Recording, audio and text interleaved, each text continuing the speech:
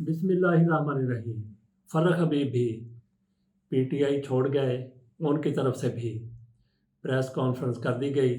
डरता क्या ना करता, मरता क्या ना करता। उन्होंने बड़ी कल्टी मारी, बड़ा पलटा खाया, कल्टी लगाकर, छलांग लगाकर पीटीआई से सीधे आईपीपी में जा निकले। जहांगीर तरीन को, अलीम ख़ान को प्यारे हो गए। इस पर फ़र्रख हबीब को मूर्द इल्ज़ाम नहीं ठहराया जा सकता। जो कुछ उन्होंने कह दिया, ऐसे ही लीडर कह चुके हैं कि 9 मई का कौन ज़िम्मेदार है, किसने ये सारा कुछ किया था।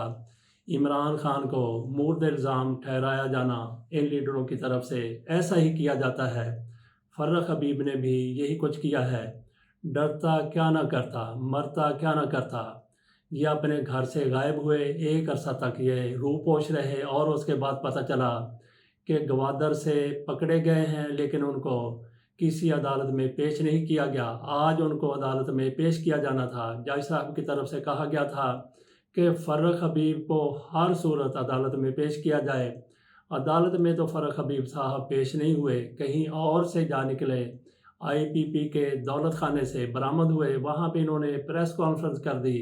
जो कुछ इनकी तरफ से कहा गया, पहले ऐसे लीडर कह चुके हैं। बहरहाल उनको अपनी इज़्ज़त अजीज़ थी, उनको अपनी जान अजीज़ थी, उनको शायद अपनी सियासत इतनी ज़्यादा प्यारी ना हो। बहरहाल सियासत भी बच गई, इज़्ज़त भी बच गई, ख़ुद भी बच गए, आईपीपी में चले गए। सियासत जारी रहेगी, लेकिन उनके मुंह पर जिस तरह से 12 बजे हुए थे, उससे पता चलता था कि उनको किस तरह से इस पार्टी में लाया गया है।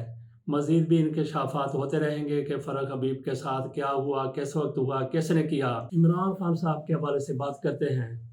उनका आज फिर एक फ़ैसला सुनाया गया जस्टिस आमर फ़ारूक साहब की तरफ से।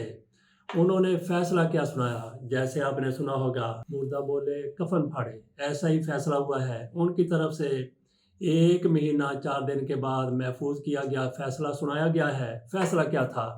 इमरान ख़ान की तरफ से कहा गया था कि उनका अटक जेल में ट्रायल किया जा रहा है, वो नहीं होना चाहिए, वो गैर कानूनी है, गैर आनी है। इस पर आमर फ़ारूक साहब की तरफ से फ़ैसला महफूज किया गया था। आज से 1 महीना 4 दिन कबल इस फैसले को सामने रखकर आमर फ़ारूक साहब, हो सकता है कि कोई चिल्ला काट रहे हों। 1 महीना 4 दिन उन्होंने ले लिए और उसके बाद फ़ैसला क्या किया गया, फरमाते हैं इमरान ख़ान जेल में ज़्यादा महफूज हैं, उनकी सिक्योरिटी का मामला था। आप ख़ुद वो सिक्योरिटी के हवाले से ख़दशात का इजहार करते रहे थे। इमरान ख़ान की तरफ से अपनी सिक्योरिटी के बारे में कहा जाता था, ख़दशात का इजहार किया जाता था, ख़तरात का इजहार किया जाता था।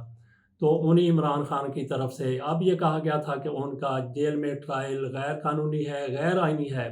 आमर फ़ारूक साहब को ये तो ख्याल आ गया, ये तो याद आ गया कि इमरान ख़ान ने एक बार ये कहा था, बल्कि कई बार कहा था कि मेरी जान को ख़तरा है, लेकिन उनको ये याद नहीं आया कि उसी इमरान ख़ान ने ये भी कहा है कि मेरा जेल में ट्रायल नहीं होना चाहिए, मेरा जेल में ट्रायल गैर आइनी है। आमर फ़ारूक साहब से की तरफ से कहा गया कि इमरान ख़ान जेल में ज़्यादा महफूज हैं, और इसके साथ ही उन्होंने कहा कि ये मामला ट्रायल कोर्ट देखेगी, वही कोर्ट देखेगी जिसके बारे में इमरान ख़ान ने ख़दशात का इजहार किया। मेरा गैर कानूनी तौर पर जेल में ट्रायल हो रहा है, उसी के पास आमर फ़ारूक साहब ने ये मामला भिजवा दिया। जस्टिस आमर फ़ारूक साहब की तरफ से इसी तरह से जस्टिस हुमायूं दिलावर के पास भी मामला भेजा गया था। इमरान ख़ान की तरफ से कहा गया था कि मेरा ट्रायल इस अदालत में नहीं हो सकता।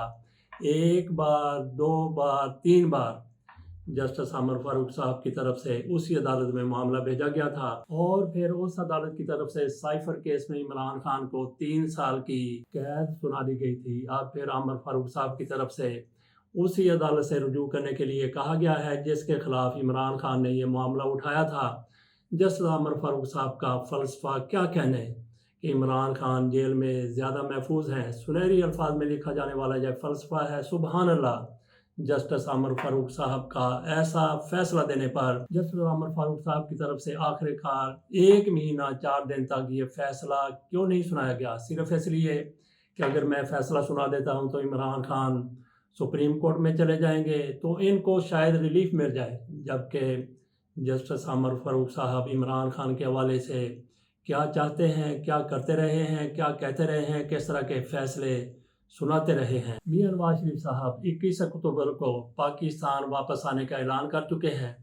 میاں نواز شریف کی واپسی کے لیے پاکستان میں ایک بڑا ہی زبردست اور سازگار ماحول بنانے کی کوشش کی جا رہی ہے۔ کوئی لیڈر کہتا ہے کہ میاں نواز شریف صاحب امید کی کرن ہے، کسی کی طرف سے کہا جاتا ہے کہ میاں نواز شریف صاحب پاکستان آئیں گے تو پاکستان خوشحالی کے راستے پر گامزن ہو جائے گا۔ کوئی کہہ رہا ہے کہ میاں نواز شریف صاحب واپس آئیں گے تو مہنگائی کا خاتمہ ہو جائے گا۔ رانا ثناء اللہ صاحب کہتے ہیں کہ پاکستان میں نواز شریف صاحب آ رہے ہیں تو پاکستان میں ایک یقین آ رہا ہے، ایک امید آ رہی ہے۔ رانا ثناء اللہ صاحب کی طرف سے کہا جا رہا ہے، ایک ماحول بنانے کی کوشش کی جا رہی ہے، جعلی قسم کا ماحول، کہ میاں نواز شریف صاحب واپس آئیں تو پوری قوم ان کے راستے میں اپنی آنکھیں بچھاتی ہوئی نظر آئے۔ ادھر خورشید شاہ صاحب کی طرف سے یہ کہا جا رہا ہے کہ میاں نواز شریف صاحب پاکستان واپس آ رہے ہیں تو یہ میاں نواز شریف صاحب کے لیے ایک قسم کا ٹریپ ہے۔ میاں نواز شریف صاحب ٹریپ میں پھنس جائیں گے۔ آج ہم نے ایک انٹرویو کیا روحانی ماہر سے، وہ کہہ رہے تھے کہ میاں نواز شریف صاحب پاکستان آئیں گے تو جس طرح سے وہ دیکھ رہے ہیں صورتحال کو، اس طرح سے نہیں ہوگی، بلکہ نظر کچھ اور آ رہا ہے، جبکہ کچھ اور میاں نواز شریف صاحب کے ساتھ ہوگا۔ یہ خاطب علی شاد صاحب کی طرف سے کہا گیا ہے، دیکھتے ہیں کہ میاں نواز شریف صاحب کے ساتھ کیا ہوتا ہے۔ اور پھر خورشید شاہ صاحب کی طرف سے یہ بھی کہا گیا ہے کہ میاں نواز شریف صاحب کسی کے کندھوں پر سوار ہو کر آ رہے ہیں، جس طرح سے پی ٹی آئی سوار ہو کر آئی تھی۔ پی ٹی آئی کس کے کندھوں پر سوار ہو کر آئی تھی؟ بہرحال خورشید شاہ صاحب کی طرف سے دو باتیں کی گئی ہیں۔ ایک تو یہ کہا گیا ہے کہ میاں نواز شریف صاحب ٹریپ ہو رہے ہیں، ہو سکتا ہے کہ ان کی طرف سے یہ حسد میں کہہ دیا گیا ہو۔ دوسرا ان کی طرف سے کہا گیا کہ میاں نواز شریف صاحب ان کے کندھوں پر سوار ہو کر آ رہے ہیں، تو خورشید شاہ صاحب میاں نواز شریف صاحب کسی کے کندھوں پر سوار ہو کر پاکستان نہیں آ رہے، بلکہ کسی کے قدموں سے لپٹ کر پاکستان آ رہے ہیں۔ ادھر مریم نواز شریف صاحبہ کی طرف سے اعلان کیا گیا تھا کہ وہ 16 اکتوبر کو جی سی یونیورسٹی میں لیکچر دیں گی۔ اس پر یونیورسٹی کے اندر ایک رد عمل کا اظہار سامنے آیا۔ کچھ طلبہ کی طرف سے کہا گیا کہ ہم مریم نواز شریف صاحبہ کا خطاب نہیں سنیں گے، اور کچھ لوگوں کی طرف سے یہ بھی کہا گیا کہ مریم نواز شریف صاحبہ اگر یونیورسٹی میں آئیں گی تو پھر ہم احتجاج کریں گے۔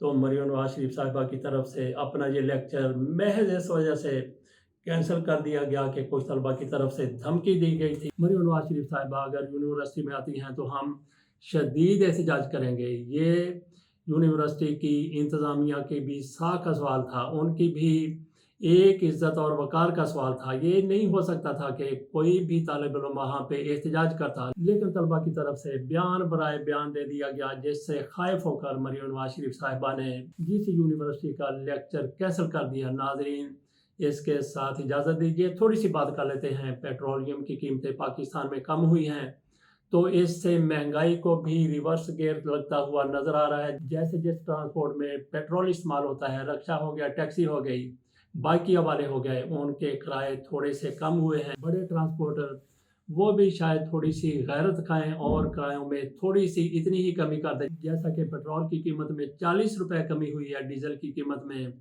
15 روپے کمی ہوئی ہے۔ پیٹرول پر چلنے والی ٹرانسپورٹ زیادہ ریلیف دے سکتی ہے، جبکہ ڈیزل پر چلنے والی بسیں، گاڑیاں وہ بھی تھوڑا سا ریلیف ضرور دے سکتی ہیں۔ دیکھتے ہیں وہ کتنا ریلیف دیتے ہیں۔ اس کے ساتھ اجازت دیجیے، اللہ حافظ۔